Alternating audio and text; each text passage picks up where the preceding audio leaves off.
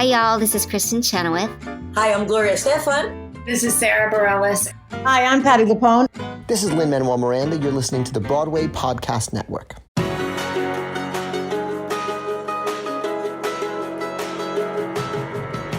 Welcome to the Theater Podcast, intimate personal conversations with theater's biggest names. I'm your host, Alan Seals, and this episode is with Anthony Veneziale, who is one of the founding members of Freestyle Love Supreme, along with Lin Manuel Miranda and several others that you'll hear us talk about throughout the episode. I just want to say that it is very, very rare that you meet someone that seems as kind as Anthony seems to me. He and his whole crew, like Christopher Jackson, Chris Sullivan, aka Shockwave, the beatboxer, Lin Manuel Miranda, of course, Anissa Folds, the list goes on. It just all seems like they are so genuinely nice people, and they embody the ideal behind Freestyle Love Supreme and the FLS Academy, which is basically, as I understand it, just to help you become a better version of yourself. But I need to warn you, we get into a fun detour into the neuroscience of the brain and how freestyling actually helps you shake inhibitions and lose what I like to call your little devil on your shoulder, that voice in your head that tells you you're not good enough. After you talk to Anthony, you just feel motivated. You feel just better. I came out of this interview and just got very, very excited to actually start taking classes with the FLS Academy, so I hope you will. I'll have links in the show notes to help you find that resource as well. But before we get into it, please visit me on Instagram and Twitter at theater_podcast. Find me online at thetheaterpodcast.com. Please show your support via ttp.fm/Patreon, Patreon. Leave a rating and a review on iTunes or wherever else you're listening. And now, everybody, please enjoy this episode with Anthony Veneziale. Here you go. 1, 2, 3.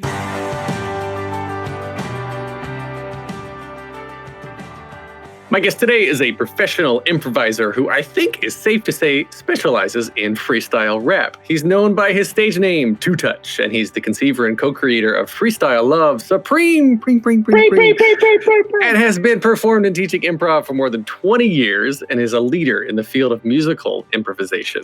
He's used these techniques for endeavors with Tommy Kail, Lin Manuel Miranda, Daveed Diggs, and other name drops, and numerous others.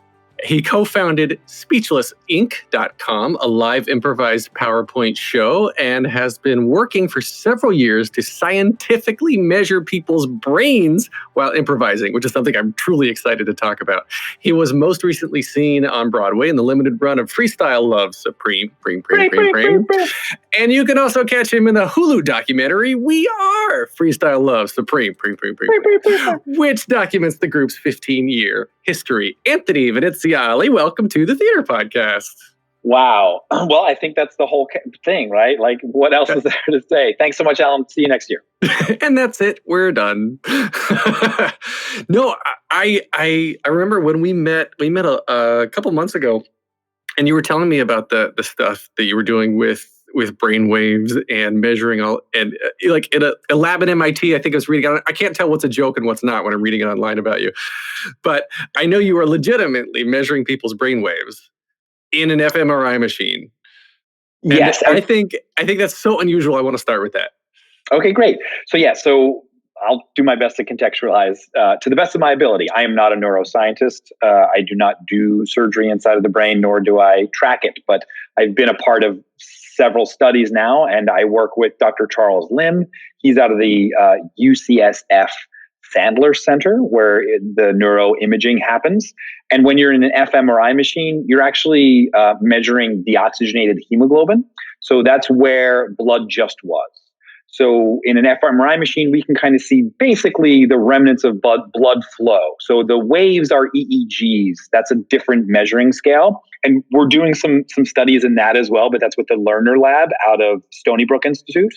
And those, when you have brain waves, that's electromagnetic activity. And that's something slightly different than the deoxygenated hemoglobin, which is more used for processing and seeing certain 3D models of the brain. So where in the brain are these things happening? And then when you can kind of see where they're happening, there's often causality and or correlative understandings of what those parts of the brain control. what's really interesting to me is we're going to get into your story and how you got to where you are, and the history of Freestyle Love Supreme and everything else. And but like reading about you and researching you, it seems like everything that you are doing now is a result of the freestyling and the free thought and the imagination that has been allowed to just grow exponentially because of the freestyling. But we didn't realize that's what it was until the last couple of years because of the research you're now doing. So, that's super cool. So, like, the mediolateral prefrontal cortex, right? Mm-hmm, yeah. Is let me see if I get this right. The center of your brain that controls your flow, right?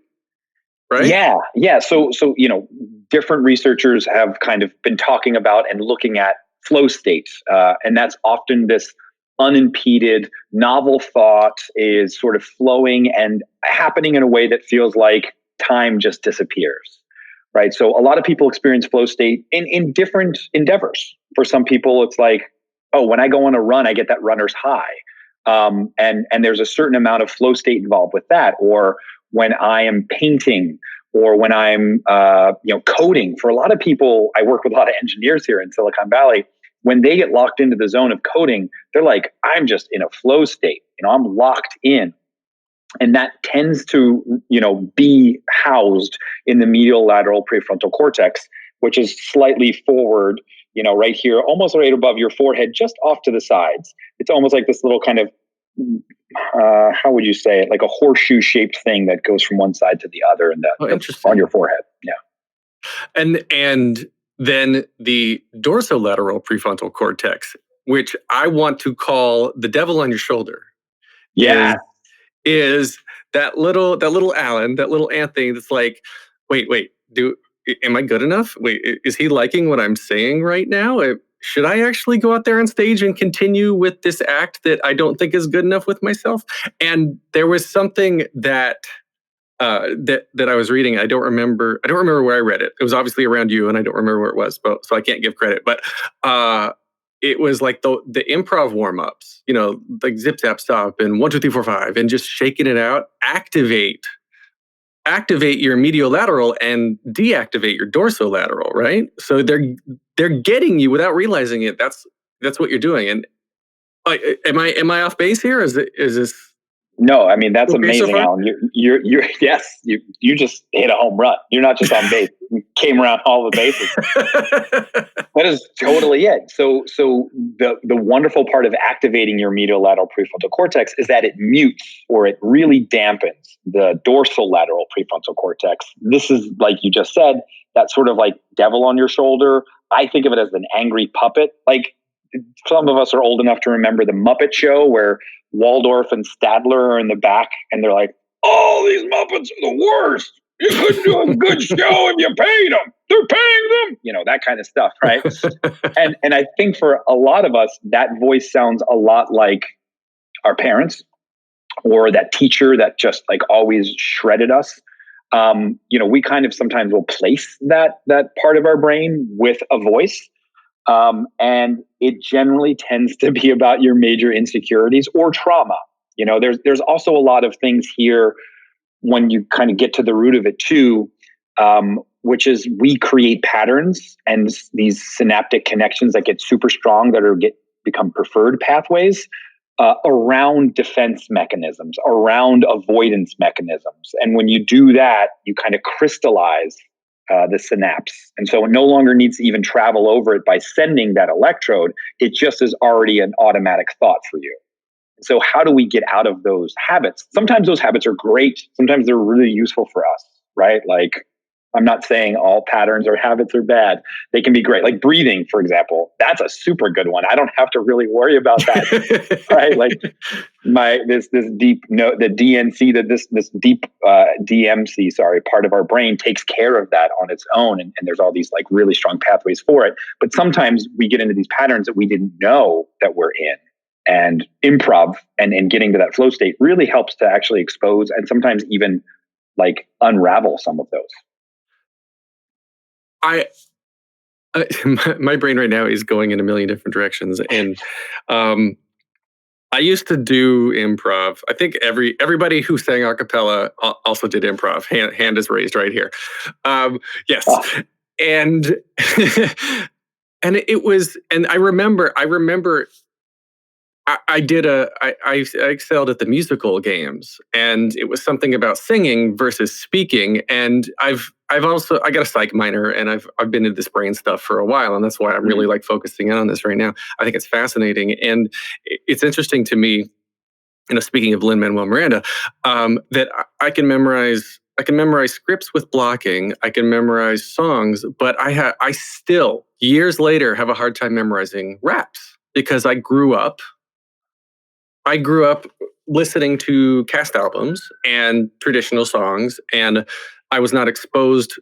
I wasn't around a culture of people who listen to hip hop or listen to freestyle at all, and so my synapses went straight for music, like music pathways, not making up freestyles. Mm-hmm. So, I guess let's segue there into what brought you into the path of freestyling. And I mean, because you co-created it, Freestyle Love Supreme, FLS. We'll just call it FLSSS. So at what point were you like, oh, this kind of thing that improv, it's sort of got this sort of nerdy connotation around it. I'm going to do it for a living, and I'm going to be good at it. Okay, so never once did I think I could do improv for a living. That is a fool's errand. I just loved it so much that I continued to do it until people paid me for it. Let's be honest. And speaking of those neural networks that we create around things that light us up. So musical casts, blocking, staging, you've created a neural network around that. I used to listen to hip hop to go to sleep. It was calming to me. It was the thing that I kind of almost mathematically could rely on. I was a very math-brained person. I love math. I really enjoyed the sort of like concrete answers around it, because I would go to sleep every night terrified of what happens when you die. And yet, wait, how old were you when you were going to sleep like this? Oh God, probably like 8 or 9, right? Really? So it's like, yeah, like at 8 or 9, like there's this sense of mortality usually starts, and even your own perspective and point of view. And I just remember like doing like communion and then being like, quote unquote, fully Catholic now. And I was like, oh, okay, so what does that mean? And heaven and hell, wait a second, you could go to that. And so I would just spend most nights being like, what is that? Where am I going? Heaven or hell? And so I would have to try to quiet that thinking. And which side note, I guess Catholicism worked at that phase, right? Because you wanted to be good. That's right. Good job, right. Catholicism. Yeah, exactly. And probably around 8 or 9, I started listening to classical music because there's a lot of math in classical music. Absolutely. Well. And so it's very structured. It's this lovely sort of thing. And Pachelbel's Canon is what I used to listen to most nights that like got me to sleep. And then at some point, probably maybe when I was 10, I heard "Around the Way Girl" by LL Cool J, and I was like, wait, I want to know everything that Ladies Love Cool James is saying in this song, because there is something here. This structure makes mathematical sense to me, and he's talking about stuff that I'm not accustomed to, right? I grew up outside of Philly, and not many Black people are in my neighborhood. And I heard this song and I was like, all of that is fascinating to me. Why don't I know what a Fendi bag is? Who's wearing bamboo earrings? They have at least 2 pair of them. And so the scansion of early hip hop and leading to the rhyme pattern was what I was looking for, almost in like a way of Tetris, right? So it's like, if you imagine the words as they fill in and fit the form to complete whatever that block is, that's how I saw it in my head at a young age. And so I was insatiable. I needed to know every rap song, and I needed to know every album front to back. I mean, at one point, I think I was up to like, I knew every word in over 150 rap albums. Wow. And that's how my brain was working at the time. And it was really relaxing to me.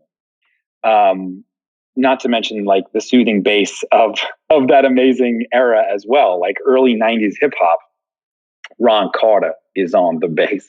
So I think I built a pretty strong neural network of the inner workings and or listening ear for how hip hop worked. So by the time I got to college, it was something I was just super interested in experimenting with. So I was kicked off the soccer team my sophomore year, and I auditioned for the improv troupe. And one of the things they did, and you know this well, right, Alan, in a cappella and in improv groups, they try to gamify songs. Yeah. So there was something called the song game. And in the song game, it would be like, cool, you're doing a scene. You're at the 7-Eleven and go. And then you're in the middle of the scene, and then the moderator would say, freeze. Okay, what genre of music are they going to continue the scene in? And then, you'd get opera, or you'd get country, or you'd get, and this is the like late 90s, so we would always get hip hop. Everyone's listening to hip hop. So at some point, someone would be like, gangster rap or hip hop or whatever it was. And I was like, yes, I can't wait. This is my favorite part. And I just had the fluidity of being able to express thought over beat that rhymed. And I think all that neural networking helped me to do that. And so then I was just a junkie for it, because that got me to my flow state. That was the joy for me. And it was like, cool. Not only am I doing this in an improv show, I'm going to house parties. I'm setting up cypher sessions. Like, let's go. Like, this is what I'm about, and this is what I want to do. So I was at Wesley, and then I was lucky enough to be surrounded by a lot of hip hop heads and people who loved it, and people who were open to a white kid like me trying to figure out what my hip hop voice was as well. Well, real quick then, your hip hop voice, where did Two Touch come from? Where'd you get the name? So I had an improv troupe called the Pedestrians in New York for a while. And my buddy John Newman, who is an amazing songwriter and composer and lyricist, he was in a scene with me, and he called me Two Milk. But also he knew that I played soccer. And so he said, Two Milk, give it a two touch.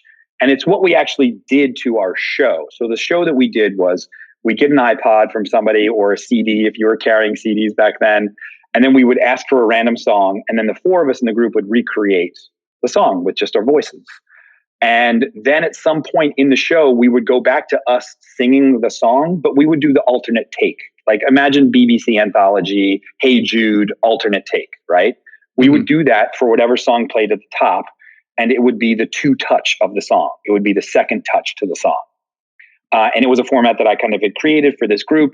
And so then this show and the group and John kind of just started to really like pin that concept on me. Like, okay, it's a two touch. It's also a move in soccer that I love very much, where you look like you're going one way and you drag the ball on the inside of your foot, and then you quickly touch it with the outside of your foot to go the opposite direction. And you can see like any move Lionel Messi ever does, or Cristiano Ronaldo, where they leave somebody embarrassingly in the dust, is a two touch.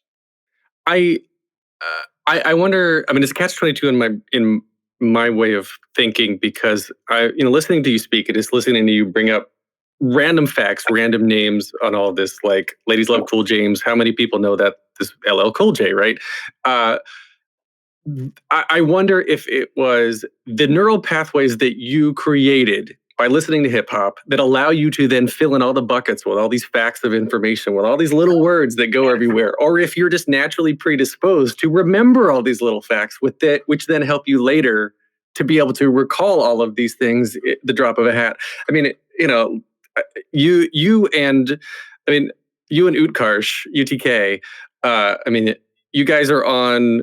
Well, everybody's got their own style, right? Like UTK is the speed rap, and like that the MC, you're the leader. You drive the energy that you bring. Nobody else has on the stage. And like young Anissa Faulds, just man, she can sing. And Arthur the Geniuses is just like, right? Like and C-Jack, Chris Jackson, and then there's Lin.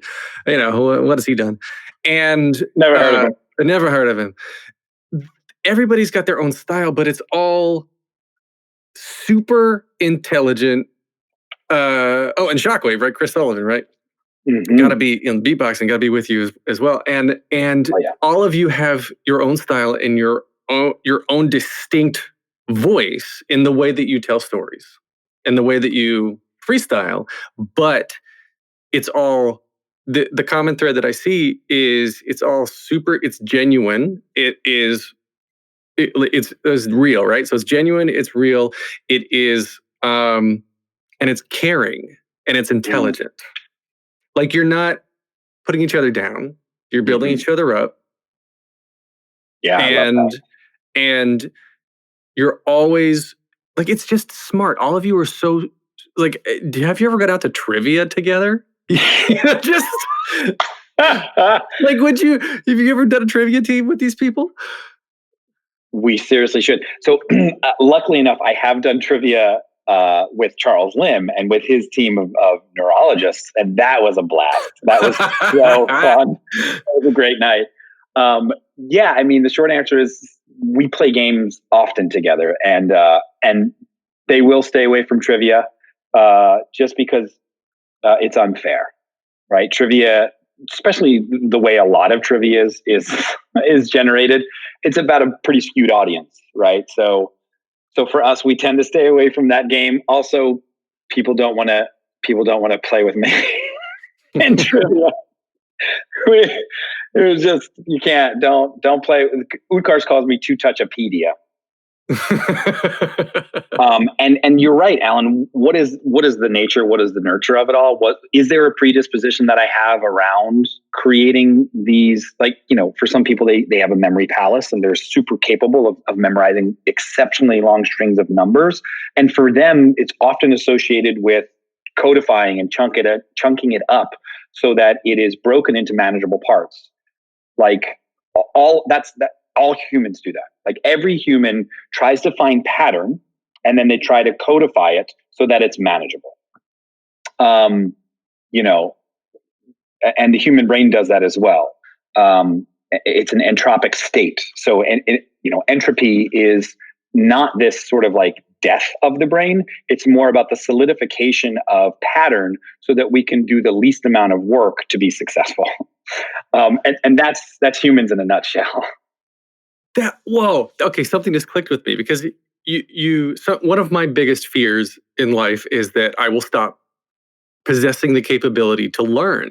I always want to do things differently and walk a slightly different route and brush my teeth with the opposite hand. Just try to do something a little bit differently. So I'm always challenging myself because I'm so afraid that my neural pathways will, like you just said, I didn't realize that it was chemically, your brain is trying to do that. So I'm consciously trying to fight against my brain, making my life easy for myself. Yes, that's gorgeous. I love that, Alan. That is so, so true. Oh, God. Oh, mind blown. Yeah, that's sort of our this deep node network that's kind of built into the middle of our brain, which is some of the earliest and most reptilian part of our brain. It's all about conserving energy. It's all about the shortest path in some ways. So we're constantly judging that concept. We're constantly holding ourselves against that standard quite often of, was that the easiest thing? And at a certain point, we stop because we're like, yep, it is. And so that's the entropic state. That's that sort of point where it's like, and some people call that wisdom, right? For a lot of people, that's like, and it can get solidified. It can turn into what might lead towards plaques inside of the brain. And for different scientists who are studying Alzheimer's, there's these different correlative measures around a plaque or a tangle. And there's still, evidence out there as to which one is more responsible for Alzheimer's. But a lot of people think both. It's not just one now. It can definitely be both or the contribution of both plaques and tangles together. But, plaques are these really lodged, crystallized synaptic connections that sort of form these clusters that in some way are immutable, right? They're not movable. Well, what are you and Dr. Lim hoping to do with the research? And the second part of the question is, have you looked far enough ahead? Now that you said Alzheimer's, have you looked at people who are getting Alzheimer's now? And were they musicians? Did they do improv? Like have you taken that extra step to see who is predisposed to getting Alzheimer's? No, and that's something that is, far beyond the reach of what this particular paradigm that we're going after is. it's hugely interesting to me.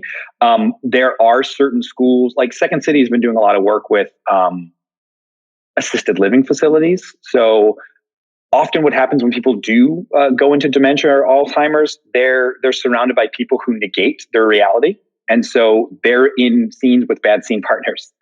And so a lot of assisted living facilities are starting to get improv training so that the people who are helping to facilitate care or administer care can say yes and to whatever reality this person is going through. And when you do that, you have much less of a pushback from that person to go into a sort of spiral or a traumatic negative dementia event, which is often when your reality doesn't coexist with the reality. That's just bad improv. Yeah, right? Like, come on, everybody. That's like 101. Like, yes, and like, I'm late for the ship. It's like, yes, you are Mrs. Rudiger. Let's get you over to the ship right now. And here we're stepping on the plank, right? Like, you would be surprised at how many people, because they're fearful, right? Because I think the key thing here is I want them to be able to have the grasp of reality, because that's not what I'm seeing. So mostly it's family members who have that fear-based reaction in those scenarios where they say, no, it's September of 2020. Your daughter is here, and everyone's trying to always course correct that sort of the reality or the perception of that reality. And it's just, that's a totally different study. There are some groups that are looking into that, and obviously there's some groups administering really, really interesting testing about people who are more predisposed to not only Alzheimer's but like Parkinson's and other stress-related neurologically impacted diseases. For a lot of people who suffer Parkinson's, they tend to be very A-type, high executive function, like CEOs, right? These people they operate at a very, very high stakes quite often, and they're under like immense pressure. And that tends to get to this deep root part of their brains. And more people who have Parkinson's, like more CEOs have Parkinson's than almost any other neurological effect. Wow. Huh. It's crazy. I'm processing that. That's really, really interesting. Huh. Well, there's no good segue, but I want to talk about FLS Academy.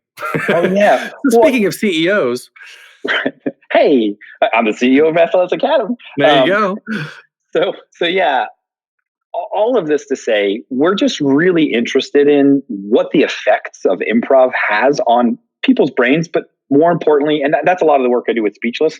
More importantly, for Freestyle Love Supreme Academy, it's what the effect is on the community. So what we're trying to do with FLS Academy is our mission is to create, or no, that's not true. Our mission is to foster diverse creative voices, period. That is why we exist. The way we do it is by creating an environment where people feel authentically themselves and that they are seen and recognized as their authentic self. And then they encourage others to do the same. And improv is a fabulous tool to help people do that. Well, if you're literally activating the part of your brain that takes the devil off your shoulder, you're deactivating the dorsolateral prefrontal cortex, then people, bing, bing, bing, bing. Yeah. So people are able to be more themselves, be more their authentic self. And I guess as a result, be more creative, come up with new ideas, be like fill in the blank. Yeah. And that's exactly what it is too, that you were asking me before about what the next part of this all kind of leads to, around the sort of like the neuroscience of it all. And now with the Freestyle Love Supreme Academy, we want to see how this kind of practice can help you with these different mindsets or things that we think are particularly useful or important in creating and our company has no bones about this. We are an anti-racist corporation. Like, we are a company that is heavily invested in undoing racism. So we use tools and methodologies that are steeped in anti-racist theory. So all of our facilitators go through trainings around the facilitator's guide to participatory decision making. this is this really wonderful tool that was developed in the 80s and early 90s around doing research that was with communities, not on communities. So, and to this day, a lot of research is done on people and to them, not with them.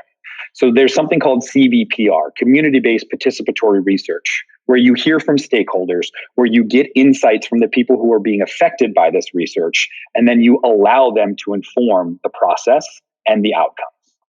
So that takes a lot of facilitation. That takes a lot of deep listening. That takes a lot of being there with the people in the environment in which they exist. And these tools, these CBPR tools, are all around helping the group to be a better version of themselves. And so that's what our facilitators do. They also do Pedagogy of the Oppressed, which is a fantastic book by Paulo Freire, who was a Brazilian theologist and educational expert. Most learning systems are bank deposit style learning systems where we expect to give information to the body politic, the students or whoever it might be, and then they're meant to memorize it and then regurgitate it back. So this is very, very colonialist. This is very sort of like old school, hey, this is how we dominate a culture. And that style of learning is the antithesis of what it is we're trying to do inside of the academy, which is the wisdom of the room is greater than any one person. And even that facilitator bears witness to cathartic change, and they themselves will be changed. That's not that they're trying to shape the people who are the participants. It's that they are trying to hold space in which they can shape themselves. Huh. Okay, so in college, I said I did improv. So I did comedy sports. And it was an activity for me. It was something like to get out and have some fun and meet some friends and not be stuck in my dorm on a Friday and Saturday night because I was a nerd and I didn't go to bars. So Ding, ding, ding, ding. FLS, so FLS Academy, I would consider like, oh, okay, yeah, I go take an improv class. But just the way you described it, it's so much more. It's so much deeper. It's about building a community and it's about building real connections. It's not about just getting out there and like taking a class for a couple nights to not be home or something, right? Absolutely. I think a lot of people imagine that improv is a bit of a extrovert's dream come true in which they are able to share the version of themselves that they want to have seen. And that totally can be true for a lot of improv. And then that also encourages the system that already exists, which is generally white men tend to feel very comfortable sharing their voice. And there's plenty of that out there. Kudos. Keep going. That's great.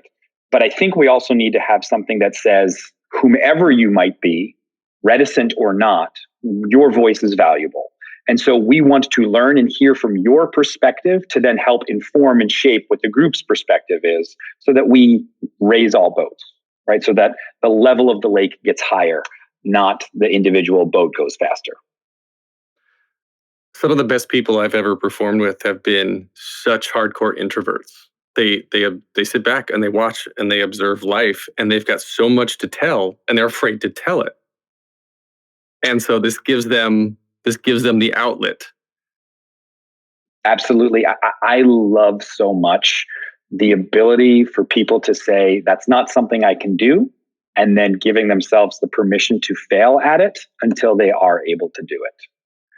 And I think that in a nutshell is all we're trying to do. Create the opportunity for you to try and try and try again in an environment that says, I can't wait for you to try again. Keep trying.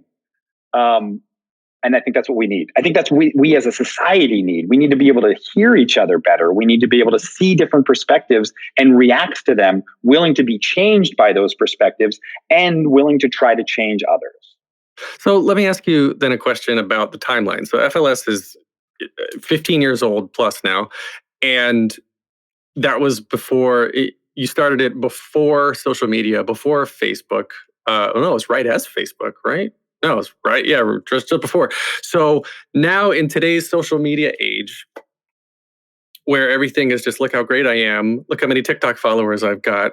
I need to be good. To be successful, I need to have praise. Have you found it harder to like decrystallize these hardened pathways when people come into the academy at first and start to get them comfortable with failure? Because like that's me right now. I haven't improved like regularly in 15 years more. So I'm like scared shitless to go to an academy class. Great. You're welcome. Yeah, I mean, I do think that people tend to put themselves under a bit of a more perfectionist microscope now. And it's because we have that microscope at all times in our hands, and we are turning the microscope into a motion picture or a still or a collage or a slideshow of our life for others, in the hopes that others might ratify and or amplify who it is we think we are. That will forever be a difficult, fully realized proposition with a device in your hand. There are dopamine receptors being activated. There are, various levels of joy centers being sort of stimulated by that, but there's no oxytocin release. There's no chemical of, a lot of people call it the love chemical or whatever it might be. There's nothing generally in this version of our living, the scrolling version of our living, that really, really has that same palpable oxytocin release where we are with other humans and we feel seen, heard, and felt. Oh, that's okay. I've said on this podcast many times that I feel like we are falling in love chemically with our phones. And I thought that was the oxytocin. So maybe correct me. So from our phones we're getting dopamine and serotonin, but and cortisol as well. And cortisol as well, because there's arousal. So the cortisol of it all is I think that thing that we're getting addicted to, which is like, oh, I'm aroused. Oh, this thing is giving me some kind of feedback. But it's not until there's something that's solidified that usually is a pheromone. There's something there that also is connected to and reliant upon other humans being in the same environment. So, you can start that off with that dopamine, right, for the serotonin to begin its travel. And then you get to the cortisol, which is like, yep, you want more of this. And that's as far as I think the phone gets us, because you just keep getting back to, you want more of this. Very rarely do you get to the part where you think, I got what I wanted. Oh, no one's ever satisfied from social media. You're satisfied from physical touch. Yes, that, or like the voice of someone who loves you, speaking close or in your ear, on whether that be on a phone or otherwise. But even this, right, Alan, like even this video and audio experience that we're having, like it would be very different if I was next to you. And I know you know that. I'm not, this is not me saying something novel in any way. But I do think that there are some, and we're all feeling it now during this isolation, there is something profoundly lacking when we are isolated. And that's not to say that people who are isolated aren't complete or whole or wonderful humans. They are. But there is a real strong reliance in the way that our brains have been built around this sort of that finalization, that complete feeling that we get when we're with another human. Yeah. You leave a group of friends after spending hours sitting with them. It's different than getting off a Zoom call and turning around and saying, "Oh, I'm in the same room that I've been in for the last 12 hours." Yeah. Completely different feeling. Oh God, I want to get out and see my friends now. I know. I mean, we all do, right? This is a truly unique and truly difficult time. And the only thing that I know that has been really helpful, and that's really we're deeply investigating in the Freestyle Love Supreme Academy as well, is that sense of belonging and community. So I hear what you're saying in terms of like being in a room with my friends. I get it, right? That's how we're all feeling. So what's the closest we can get to that? And for us at the Academy, we try to put people into breakout rooms We try to give the people opportunities to have privileged communication with each other, but then to also share in a way that feels like it's a little more communal. So we do what are called recess opportunities for alumni, where they just get to do cipher sessions with each other. And we'll give them like little challenges. It'll be like, cool, it'll be the guessing game. So get into your breakout room. One person will leave and not listen. And then the other four of you will try to get them to guess who they are, right? Like old game, right? Everybody knows that game. You just have to now do it in rap. And so we're trying to make physical some of these things, because when you physicalize it, when you get a little bit into your body as well, you do trick the brain a little bit to getting some of that closer to the oxytocin release, as it were. And I think being active and being playful is something we should try to do every day if possible. So the breakout rooms you were talking about, is that physical in a room, or are literally you're holding the classes on Zoom and it's the Zoom breakout rooms? Yes. Now during COVID times, it's Zoom with Zoom breakout rooms. When we are allowed to gather again in person, we've had in real life classes where it's usually up to 20 students in each class. And yeah, you can tell the classes that were formed before COVID and the classes that are formed during COVID, while there's a lot of support and trust there's nothing to replace that psychological safety that comes with in real life interactions. Oh yeah. And I think it's like you said, pheromones or whatnot. You can, whether it's a sexual or sensual attraction or not, you could walk into a room with somebody and you just feel like it's that what's the Will Ferrell movie where like, we just become best friends? Yup. Like Step Brothers, yeah. Like you walk in and you're like, oh, like I'm either attracted to you and I can feel you're attracted to me, or like a bromance, or a what's the female equivalent of a bromance? Is there fomance? Femmance? Femmance? We'd have to invent it up right now. Okay. So a bromance or a femmance, or a they-mance. And yeah, well done. Or Zedmance. Zedmance, yeah.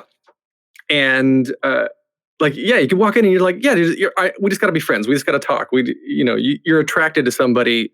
You're attracted to be near that person, whether it's sexual or not. Yeah, I totally get that. Let's play a game. Want to play a game? Yeah, you ready? We're going to read each other's minds. This is impossible, but we're going to try to do it. It's called convergence. So you're going to think of a random word and you'll say the number 1. And then I'm going to try to read your mind. And then when I think I know what your word is, I'll say 2. And then we'll count together 1, 2, 3. Now it's super hard when you're on Zoom like this. So just plow through the numbers. Don't feel like you have to wait for me to say it. Just go 1, 2, 3, and then say your word. And I'll say the word I think you're thinking at the same time. And hopefully we'll say the same word. Now, it's very rare that ever happens on the first time around. So we're probably going to have to try more than once. But we now have parameters to go by. So whatever word you said first and whatever word I said first, we're now going to try to find the middle word between it.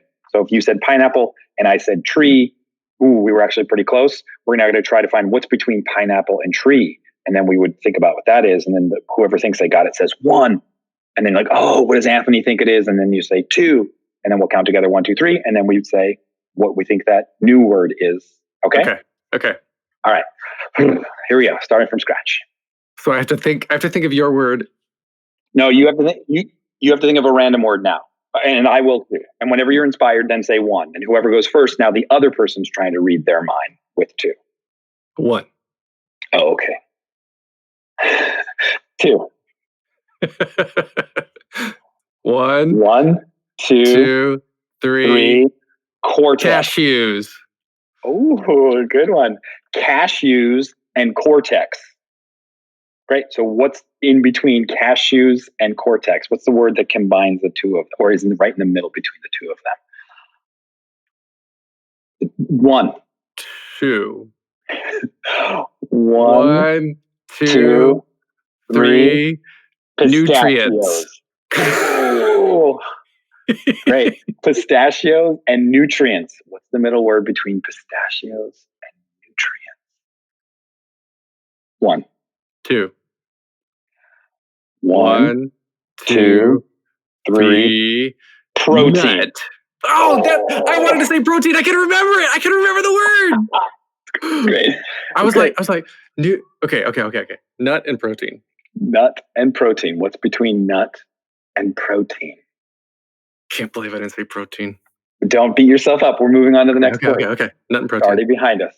Nut. What's between nut and protein? 1. Okay. You were reaching for it, so I 2. 1, 2, 2, 3. 3. Chemicals. Trans fats. Trans fats, chemicals. What's in between those? You got it? See, this is where okay, I'm not going to beat myself up. Yeah. I immediately go to that defensive place. Yeah. Trans fats and chemicals. 1, 2. 1, 2, 3. Health MSG. food. Oh. Yeah, I went the opposite way. You went that. Great. I love it. MSG, health food. MSG, health food. 1.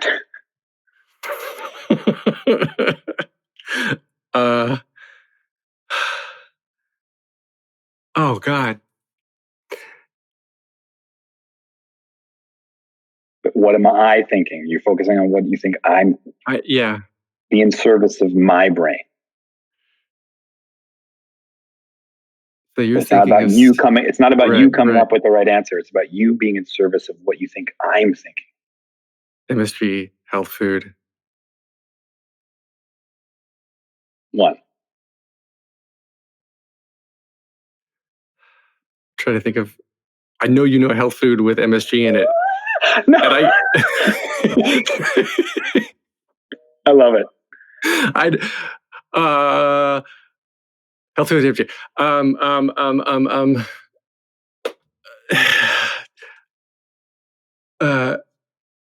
Can I say the same word again? Oh yeah, no. Anything that word? we've said before, anything we've said before is dead to us. Okay. Good question. And the worst thing is, you could be wrong, and we go again. Right. That's as bad as it gets. Okay. Why is this so bloody difficult? I don't know. And it's okay that it is. We may never say the same word, right? Like that's okay. Right. All right, one more time. Let's see. Okay. 2.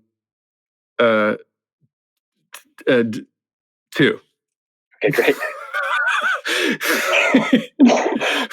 1, 2, 3. DNA. GMO.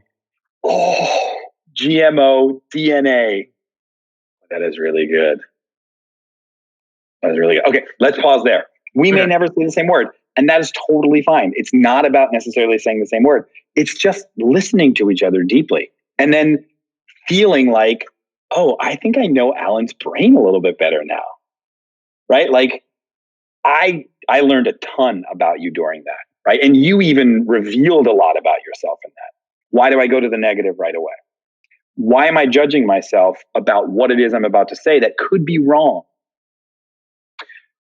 Do I want to make sure that Anthony knows that I'm on the same page?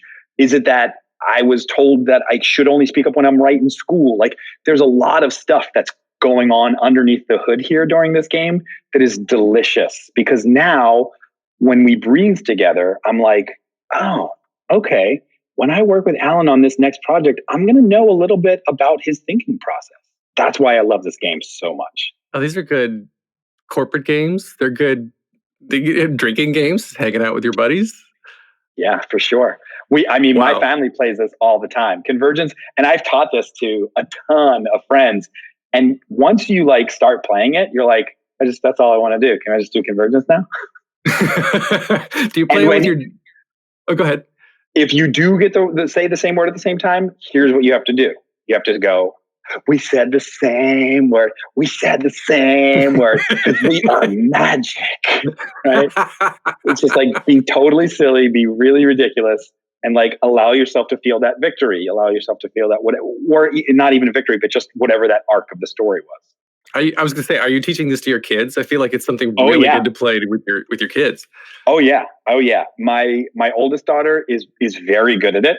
She reads my mind really well. My youngest doesn't give a F. Like she's just like, okay, let's do it. And then she'll just be like, she'll just say crazy stuff, which makes it really interesting though, because you're like, oh, what is this 6-year-old going to say next? Oh, jelly, and there's no way that was the midpoint between hypothalamus and light bulb. But anyway, You spend half your time explaining what a hypothalamus is.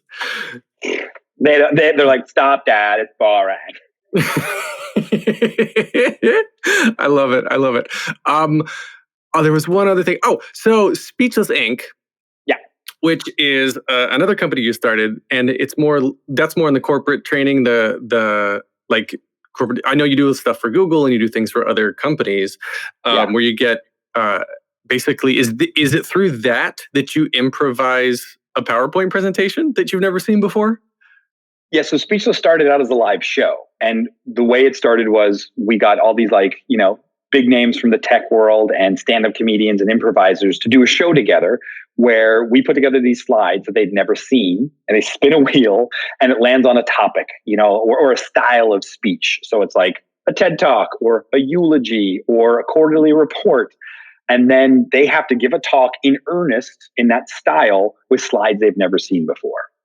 And that has turned into a training process that we do with a lot of teams and organizations, because lots of teams have these front-facing things. So we get the speakers ready for Google I/O, we get speakers ready for Adobe Max, like all these things where they kind of need to be the best version of themselves. And we think that all entails them getting to their flow state and not judging themselves. So improv is a real great, like you said, catalyst to help you get to that part of your brain. Have you ever worked with talk show hosts or anybody of that nature that their job every day is to improvise a conversation?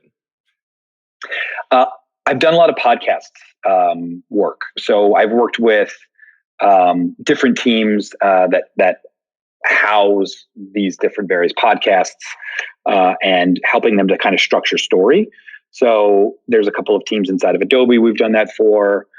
Gimlet Media, we've worked with them in the past. We've even helped them to do all their upfronts and stuff before they got bought out by Spotify. So yeah, that's sort of par for the course for sure. Yeah, it seems like a skill. You think about things in passing, or people say things in passing that now are kind of being contextualized even after just the 50 minutes of this conversation here. It's just, that person's good at conversation, or that person can talk to people, or whatever it is. And that's neural pathways that have been, again, nature versus nurture.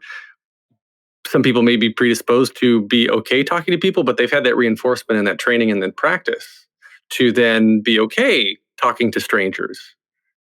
Yeah, and synthesizing the experience in some way, right? So if I were a great talk show host and I asked a better question of you, I'm being asked a question, so I haven't been doing very many question asking. But if I had, I might have said to you when you first explained to me, I loved, getting to know musicals and shows, and I'd be like, what are a couple of your favorite musicals? What is something that you grew up on? And you're like, I love this one so much. So go ahead, give me one or two of those.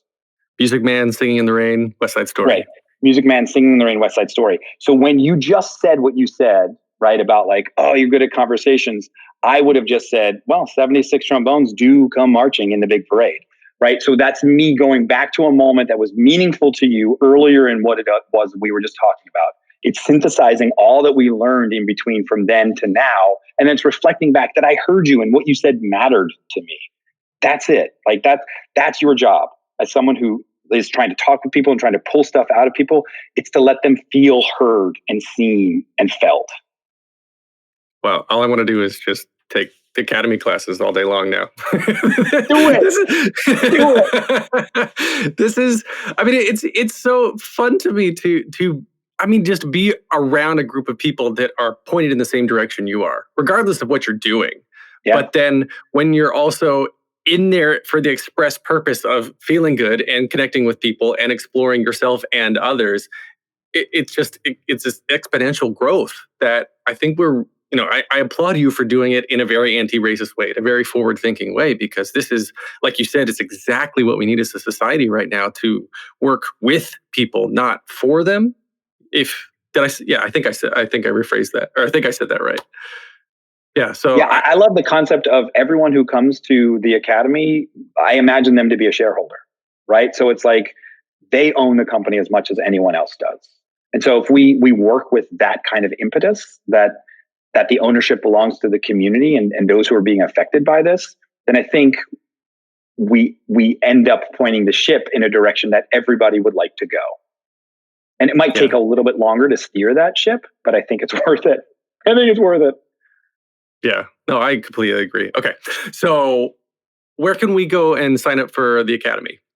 Oh, fantastic. So FLS.Academy is our new website. You can also check us out at freestylelovesupreme.com. You can get to it that way too. But we just launched our own Academy website, FLS.Academy. Oh, it's .academy. It's not. Okay, sweet. Okay, FLS.Academy. Get those 3-letter domain names. That's hard to get. Yeah. All right. Yeah, and it's called the Academy, and we were like, what's the best way to put FLS.Academy. So it's the FLS Academy is what we're called. You just put the dot in front of the Academy. You got us. We're there. All right. So we'll wrap up here with the 3 standard closing questions that I ask everybody on the podcast. The first one is, what motivates you? What motivates me? God, so many things, but probably my daughters in particular right now. There's so many things in the world that seem to be huge challenges that they will be facing. And I'm trying all that I can to investigate some of those, to at least shed a little bit of light before they actually have to tackle them. That includes sexuality, sexual, inadequacies that exist in our system around women in our society.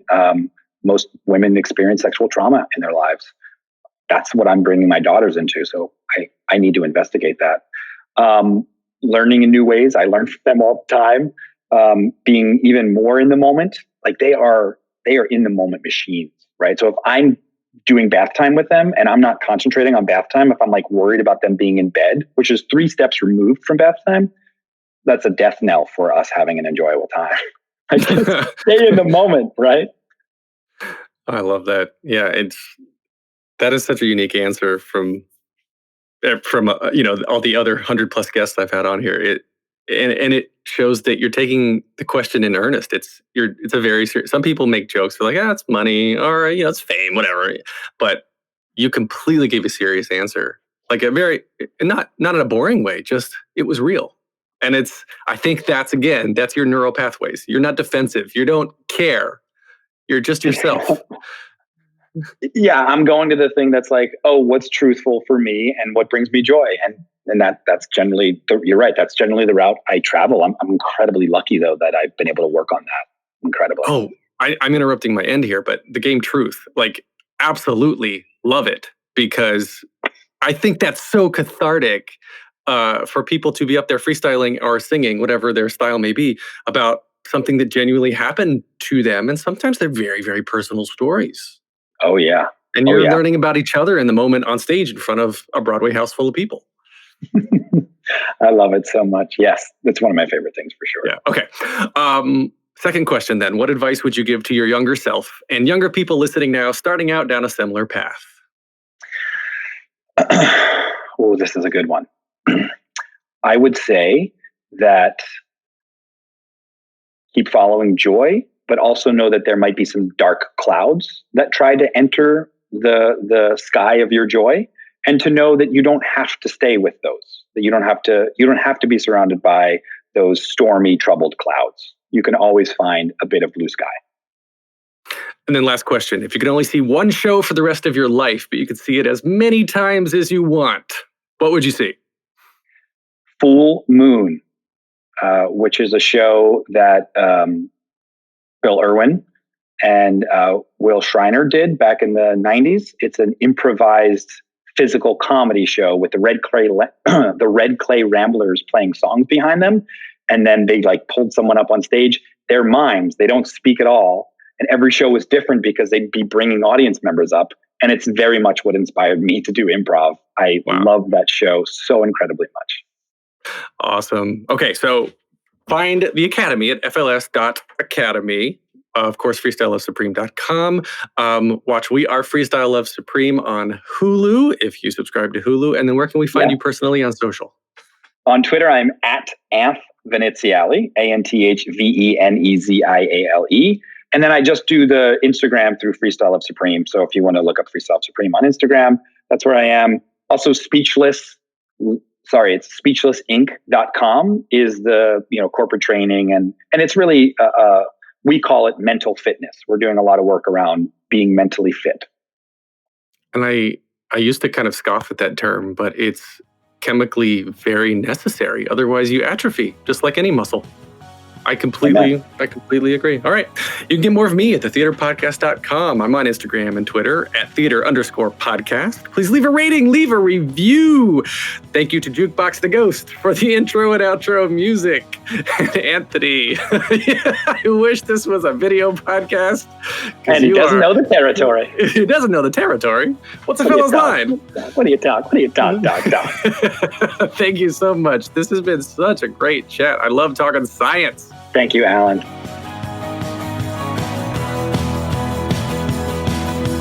Take a deep breath, make the world a little colorful.